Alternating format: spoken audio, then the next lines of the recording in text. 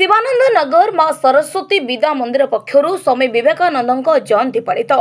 विद्या मंदिर परिचालना समिति सभापति डॉ सुरेंद्रनाथ पाणिग्राही पौरोहित आयोजित यह कार्यक्रम में मुख्य अतिथि भाव राज्य वाणिज्य परिवहन खनि और इस्पात मंत्री विभूतिभूषण जेना जोगदी स्वामी विवेकानंद जीवन आदर्श उपरे कहिथिले। युवा समाज स्वामीजी नीति आदर्श को पाथेय करी जड़े सुनागरिक होई देश पई काम करने को आह्वान देथिले।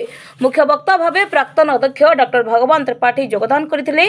सम्मानित अतिथि भावे वरिष्ठ आईनजीवी पीताम्बर पंडा, परिचालना समिति उपसभापति देवेंद्र पाढ़ी, संपादक यज्ञ नारायण पाठी, युग्म संपादक जयराम स्वाई, सुरेंद्रनाथ पट्टनायक, केदार चरण पंडा, विद्या मंदिर प्रतिष्ठाता गौरी शंकर पात्र, महेंद्र पंडा प्रमुख योगदान करथिले।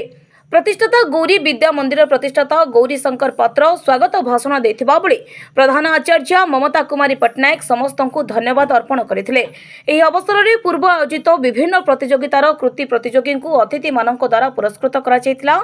कार्यक्रम परिचालन में विद्या मंदिर बहु आचार्य सहयोग करथिले।